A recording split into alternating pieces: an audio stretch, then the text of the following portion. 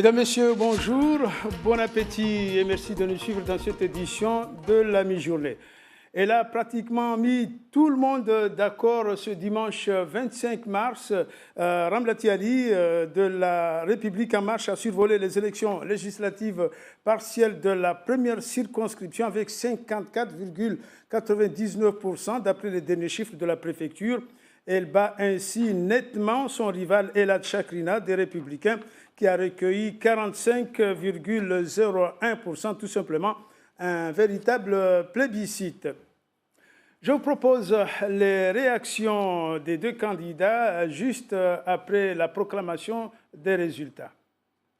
D'abord, c'est une grande satisfaction parce que les Mahorais ont démontré qu'en juin 2017, ils avaient bien choisi Ramlati Ali. Donc c'est vraiment remercier tous les électeurs qui ont eu ce sursaut pour aller voter malgré toutes les difficultés qu'il y a eu et de démontrer que réellement c'était leur choix. Surtout, je veux ici en premier envoyer mes salutations aux électeurs de la commune de Bandrabois où je n'ai pas mis les pieds, je vous le dis, je n'ai pas mis mes pieds dans la commune de Bandrabois, je n'ai pas fait campagne dans la commune de Bandrabois compte tenu du contexte. Et voir la façon dont ils ont voté, c'est vraiment montrer que la première fois, on n'avait pas triché, on avait réellement choisi Ramlati et ils ont confirmé que leur choix, c'était Ramlati. Et j'espère bien que votre confirmation, mais là, on vous a dit, hein, il semblerait, nous, on a les calculs, on a compris que c'est Ramlati Ali qui rentre député. Ce qui est important de retenir surtout, c'est que les élections ont pu avoir lieu.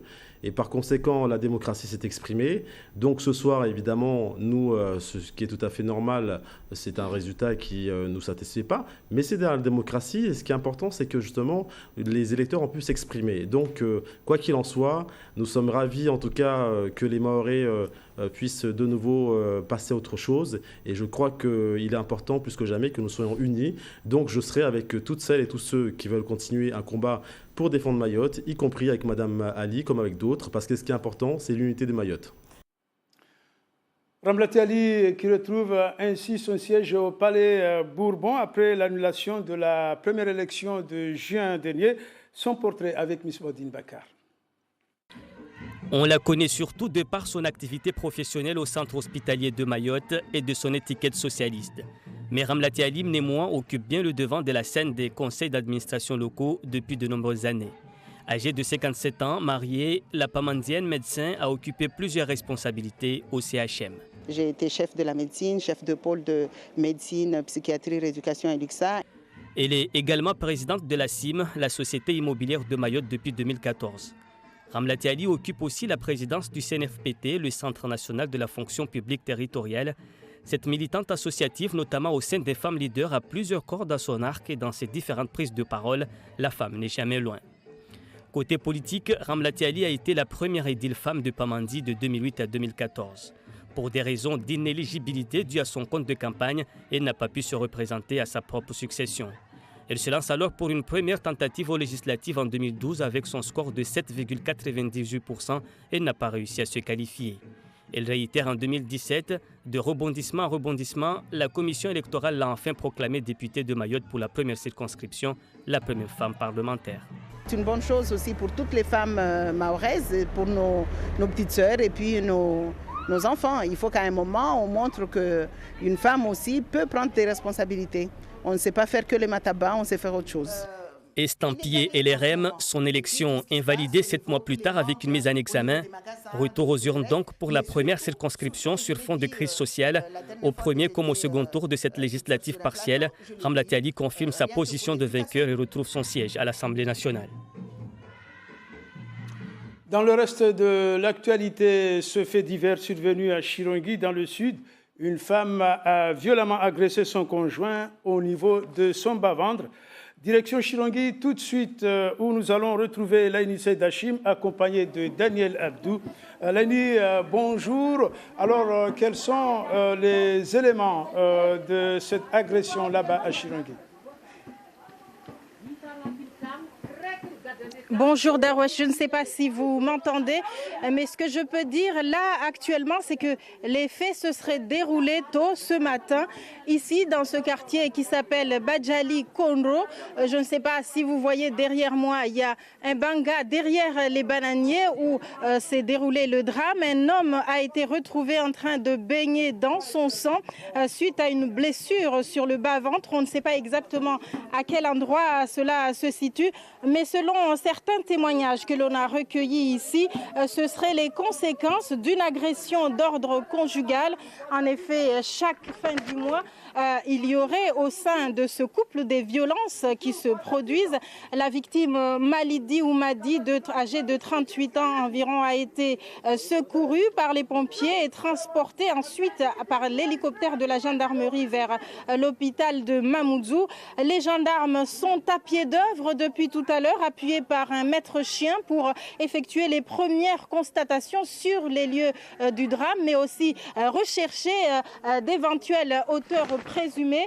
Quant à cet auteur présumé que l'on ne sait pas encore, on n'a pas d'informations officielles de la part du procureur de la République sur son identification, mais selon les témoignages encore une fois que l'on a recueillis ici, la femme, l'épouse de la victime, ne serait pas étrangère à cette agression car elle est actuellement introuvable et les gendarmes par terre, sur la terre et aussi au-dessus de nous avec l'hélicoptère qui sillonne depuis tout à l'heure à la recherche de cet éventuel auteur présumé qui se serait réfugié peut-être dans les mangroves puisque le drame d'Arwesh s'est déroulé sur le côté sud de Chirongi vers la côte, les mangroves.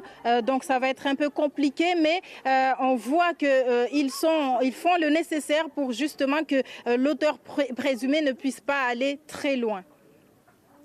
Merci Laini Seydachim. Je précise que vous êtes accompagné de Daniel Abdou.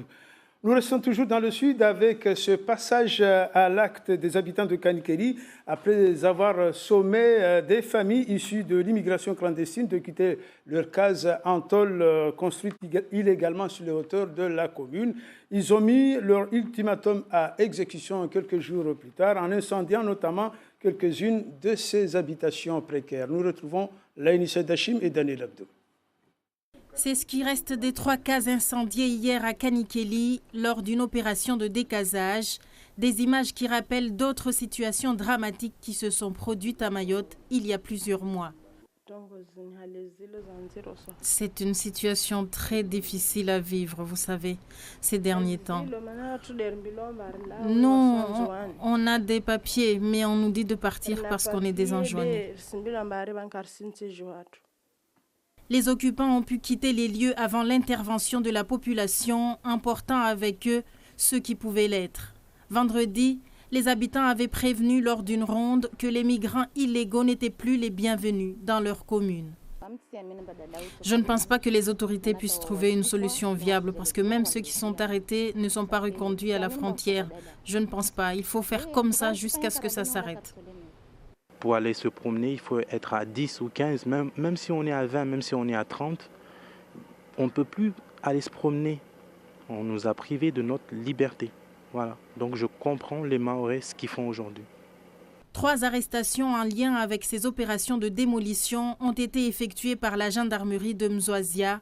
Tous ont été ensuite relâchés. Face à cette situation de tension extrême, l'économie est mise à mal avec les entreprises presque à l'agonie. Comment se battent-elles pour survivre? Le reportage de Génial Atmani et Youssouf Ahmed Matoir. L'heure est grave. Les mots du président de la CCI ce matin. Le monde économique mahorais agonise. Une cellule d'urgence à la maison de l'entreprise vient d'être mise en place pour faire face. Rappelons qu'après la crise de 2011 contre la vie chère, 3000 personnes avaient perdu leur emploi. Ce qu'ils nous disent là, ils sont là pour nous accompagner. J'espère qu'ils ne feront pas comme les banques. Certaines banques sont forts en théorie, mais en pratique, non. J'aurais bien voulu que ma banque nous accompagne et tout ça.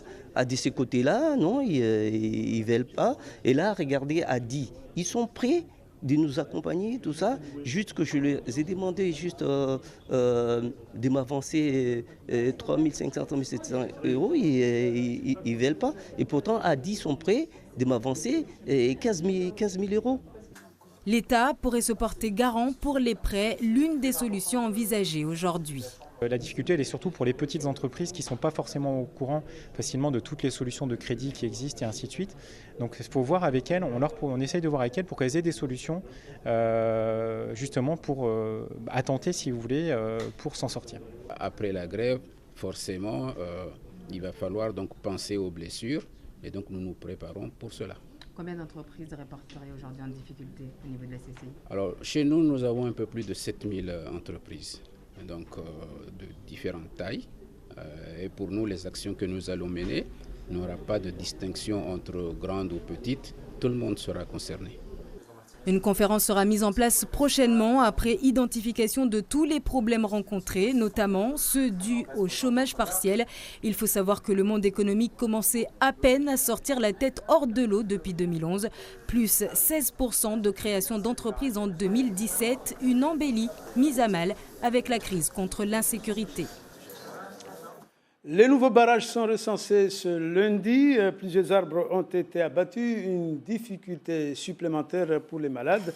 Les associations se mobilisent pour les aider. Le reportage de Alda Alidi à Kungu. 9h sur le barrage de Kungu, une file de piétons attend un droit de passage. Oudayati est venu récupérer un patient. On a des patients qui sont là depuis jeudi, qui n'ont pas pu dialyser. Et ça, c'est grave. Là, il y a des usagers qui sont à pied, ils marchent, ils sautent des barrages parce qu'il y a une autre barrage là-bas et il y a une là. Et moi, je les attends ici pour les amener. Depuis ce week-end, plus d'une trentaine de barrages sont recensés sur les routes de Mayotte. Pour les patients comme Kombo, la consigne semble bien passer ici à Kungu. Les règles qui sont ici, c'est qu'on laisse passer tout véhicule prioritaire et même les piétons qui sont malades, enceintes, qui veulent aller à l'hôpital ou qui viennent de l'hôpital pour aller chez eux. On les laisse passer sans problème. Mais pour ceux qui habitent loin et qui nécessitent plusieurs dialyses par semaine, franchir ces barrages est devenu un vrai calvaire. Depuis ce matin, la plupart des accès routiers sont barrés. D'habitude, on vient à pied jusqu'au barrage. Arrivé, on franchit le barrage. Il y a des ambulanciers, nos ambulanciers qui nous attendent de l'autre côté. Ils nous reprennent et on vient à la dialyse. Mais là, il n'y a pas d'ambulance ou pas? Je les ai appelés ce matin. Ils m'ont dit qu'ils se sont tous barrés dans les 4 coins de l'île. J'ai une liste des gens qui n'arrivent pas à arriver au centre de dialyse, en sachant qu'au nord, il n'y a pas de centre de dialyse comme au sud. Au moins au sud, les gens peuvent aller à Mramadoulou. Mais au nord, il n'y en a pas. Et là, on était obligé de venir les récupérer pour les déposer. Mais c'est risqué, hein? C'est risqué. C'est une risque que j'ai pris. Pourquoi c'est risqué? C'est une risque parce que moi, je ne suis pas ambulancier, je ne suis pas médecin, je ne suis pas infirmier. Et on n'est pas agréé pour amener des malades. Mais moi, je l'ai fait juste, comme je l'ai dit, par humanité. 158 personnes sont prises en charge par les centres de dialyse basés à Mamoudzou et à Mramadoulou. Tous n'ont pas la même chance d'accès aux soins. C'est la raison pour laquelle il devient urgent de trouver une solution pour ces malades. Au lendemain de l'élection législative partielle, vous venez de le voir, la vie reprend son cours avec une île toujours sous l'emprise des barrages routiers. Pendant ce temps, la communauté mahoraise de La Réunion continue à battre le pavé pour marquer sa solidarité envers les grévistes ici à Mayotte. Le reportage de La Réunion, la première, avec Jean-Claude Toyer. Le 19 janvier 2018, de violents affrontements entre bandes rivales éclatent au lycée de Kahani dans le centre de Mayotte. C'est l'élément déclencheur d'une crise qui entre aujourd'hui dans sa 6e semaine. Le 20 février, plusieurs centaines de personnes manifestent dans les rues de Mamoudzou. Ils protestent contre l'insécurité qui, selon eux, est directement liée à l'immigration venant des îles voisines des Comores. Plusieurs barrages routiers sont érigés, l'île est paralysée. Le gouvernement ne nous propose aucune solution, donc nous sommes déterminés, nous ne lâcherons pas. Le 12 mars, la ministre des Outre-mer arrive dans le département. Mais Annick Girardin n'est pas la bienvenue. Les Mahorais voulaient négocier directement avec le Premier ministre. L'échange avec les manifestants est musclé. Interministériel. Moi, je suis venue ici avec une légitimité. Je suis la ministre des Outre-mer. D'accord? Je suis votre ministre. Je suis ultramarine comme vous. Et je sais ce que c'est qu'un territoire difficile. Je sais ce que c'est que Mayotte parce que j'y suis venue une semaine. Jamais vous avez vu un ministre venir une semaine. Donc je n'accepterai pas certaines remises en question de ma légitimité. La ministre annonce un certain nombre de mesures pour lutter contre l'insécurité, notamment des renforts de policiers et de gendarmes. Mais cela ne calme pas les manifestants. Le mouvement se durcit et reçoit le soutien du groupe des 500 frères de Guyane. On tient juste à vous dire que vous n'êtes pas seul. Ce sera long, mais ne lâchez pas l'affaire. Soyez simplement vigilants parce que les promesses, on en a vu plein. Derrière, on n'a pas vu beaucoup d'actes. Parallèlement, les expulsions de Comoriens en situation irrégulière s'intensifient. Mais le 22 mars dernier, les autorités comoriennes, jusque-là silencieuses, ripostent. Ils renvoient vers Mayotte un navire avec 95 immigrants expulsés. L'État comorien a toujours considéré que Mayotte faisait partie du territoire comorien. À la crise sociale s'ajoute un bras de fer diplomatique entre Paris et Moroni. Mais la crise n'est pas que sécuritaire. Les Mahorais demandent aussi un rattrapage économique évalué par les élus du département à près de 2 milliards d'euros. C'est la fin de cette édition. Dans un court instant, votre émission Place publique, Sitou Darussi. Avec Sitou Darussi, il sera question de sport. Passez un excellent après-midi sur la première.